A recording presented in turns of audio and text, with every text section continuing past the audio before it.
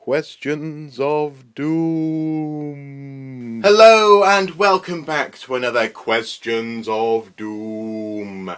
In this series, as ever, I attempt to answer questions that you send my way using the archaeosoup@gmail.com email address, as displayed on the YouTube channel homepage, or alternatively, as you'll see at the end of this video.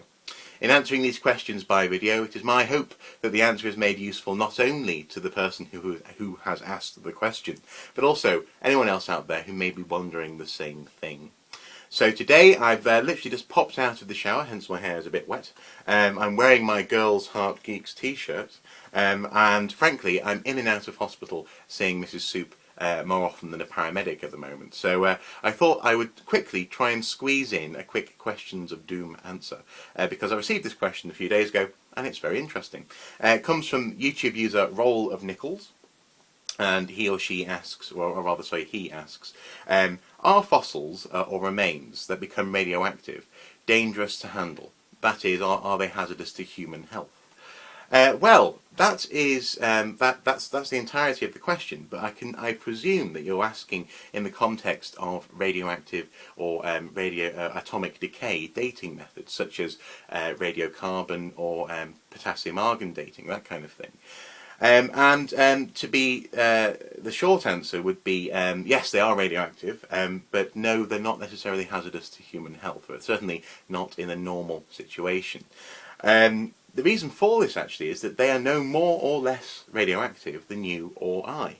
That is to say that we are all mildly radioactive, and this is the whole premise actually upon which these dating methods are based.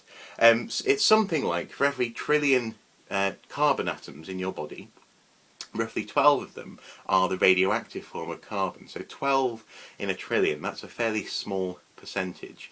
And this is enough to be used for the dating method, but it doesn't make human remains or any other remains, biological remains, dangerous to handle.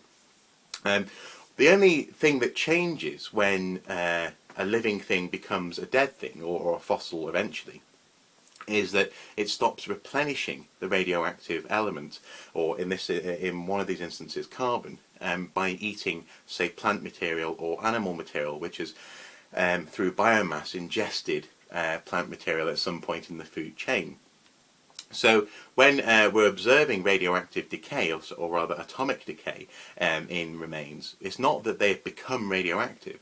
We're actually looking at how this decay is allowed to proceed. Because when you're alive, you're constantly replenishing that amount. So that 12 in a trillion atoms stays roughly constant. But as soon as you die, as soon as you stop ingesting more radioactive elements, or more radioactive atoms, then that ratio begins to change, and that's the whole premise of the dating method.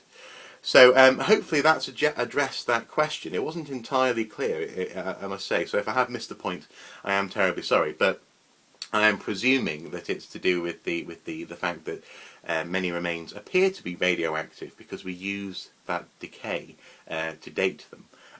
But the truth is, the short answer is, they are radioactive because we are radioactive, and it's nothing to worry about, not hazardous to handle. But obviously. I wouldn't recommend picking up anything which is, more radioactive than, say, a person, or some other living thing. So there you go. Short, sharp, and sweet was the answer, and now I can quickly head off to see Mrs. Soup. I shall pass on the wonderful messages that I continue to receive from you fine folk. She's been in for about a week, and it looks like it may be another week yet. So thanks as ever for your patience and your support through this time. Now I've got to go and find a hairdryer.